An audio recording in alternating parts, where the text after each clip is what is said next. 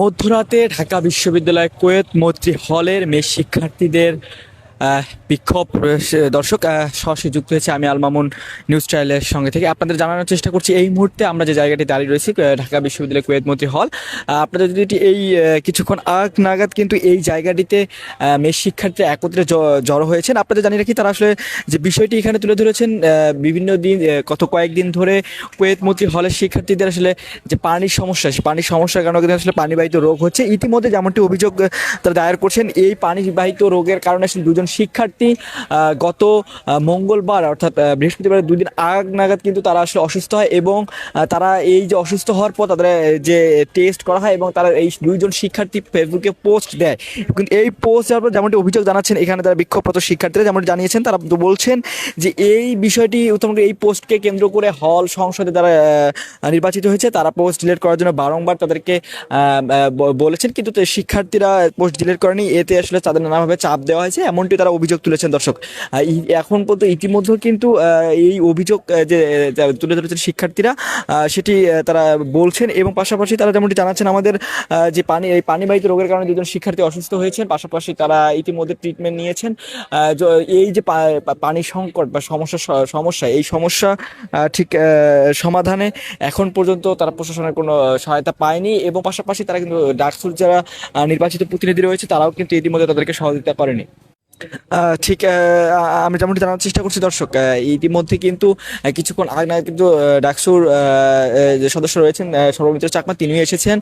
তিনি এসে কিন্তু সরজমিনের শিক্ষা কিছুক্ষণ আগে কিন্তু কথা বলে এখান থেকে চলে গেলেন।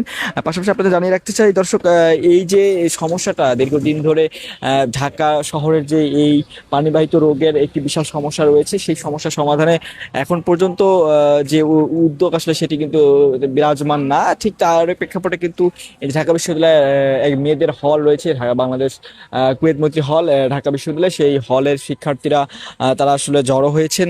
জড়ো হওয়ার পর কিছুক্ষণ আগে বিক্ষোভ করলেন, বিক্ষোভ শেষে তারা কিন্তু ইতিমধ্যে হলে প্রবেশ করেছেন। সর্বশেষ যে পরিস্থিতি দর্শক, এখন কিন্তু স্থিতিশীল অবস্থায় রয়েছে। শিক্ষার্থীদের যে দাবি দাবা সেটি আসলে প্রশাসন এবং সরজমিনের সাংবাদিকদের এমনটা অভিযোগ এসেছে যে সাংবাদিকদেরকেও সাথে কথা বলতে দেওয়া হয়নি। ডাকসুর যে নির্বাচিত প্রতিনিধি হচ্ছে তারা হল সংসদেও এমনটি বলছেন যে তাদের কাছে আসলে যে অভিযোগনামাটা দেওয়া হচ্ছে বা এই বিষয়টা দিতে তারা বাধা প্রদান করেছে হল সংসদ এবং এই যে অভিযোগ পোস্ট দেওয়া যে 2 শিক্ষার্থী তাদেরকে আসলে নানাভাবে আসলে চাপ দেওয়া হয়েছে। আপনাদের একটু যদি দেখানোর চেষ্টা করি দর্শক, ইতিমধ্যে কিন্তু এই জায়গাটিতে এখন শিক্ষার্থীরা নেই, তারা কিন্তু ইতিমধ্যে হলের ভেতরে গিয়েছেন, আবাসন হলে শিক্ষার্থীরা উঠেছেন। আমরা আপনাদের সর্বশেষ পরিস্থিতি দেখানোর চেষ্টা করছি। এখন পর্যন্ত এখানে আর তেমন কোনো আমরা শিক্ষার্থীদের আনাগোনা দেখতেছি না, তবে কিছুক্ষণ আগে কিন্তু আমরা এখান থেকে দেখেছি সর্বমিত্র চাকমা তিনি চলে গেলেন এবং পাশাপাশি ডাকসুর তিনি সদস্য রয়েছেন তারাও কিন্তু সেখানে ছিলেন আন্দোলনরত অবস্থায়। শিক্ষার্থীরা দাবি জানিয়েছেন তাদের দ্রুত প্রশাসনের পক্ষ থেকে পদক্ষেপ নিয়ে এবং হল সংসদে তারা দায়িত্ব রয়েছে তারা এমন অবহেলা করছে, তাদের কেউ আসলে এটি কেন করা হয়েছে তার জবাব দিতেও চেয়েছেন শিক্ষার্থীরা। ইতিমধ্যে যে পরিস্থিতি এখানে রয়েছে এখন স্থিতিশীল পর্যায়ে রয়েছে দর্শক, আমরা আপনাদের সর্বশেষ তথ্য জানানোর চেষ্টা করছি। ঠিক যে বিষয়টি নিয়ে আজকের এই বিক্ষোভ কর্মসূচি হয়েছে এবং কিছুক্ষণ পরে তারা কিছু সংবাদ সম্মেলনও জানিয়েছেন তাদের পানিবাহিত রোগের কারণে 2 জন শিক্ষার্থী ইতিমধ্যে অসুস্থ হয়েছেন।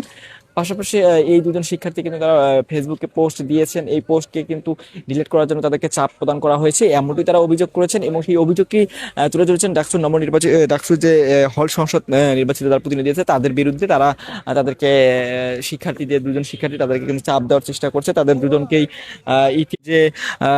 দুজনকেই এই পোস্ট ডিলিট করার জন্য চাপ দেয়, কিন্তু শিক্ষার্থীরা ডিলিট করেনি। পরবর্তীতে সাংবাদিকদের সাথে তারা কথা বলার চেষ্টা করছে কিন্তু সেটিও করতে দেওয়া হয়নি এমনটি অভিযোগ তুলেছেন তারা। ঠিক আছে, সর্বশেষ আমার কাছে এই তথ্য এখান থেকে ছিল। কিছু এখন এই জায়গার যে পরিস্থিতি সেটি এখন স্থিতিশীল পরিস্থিতি রয়েছে।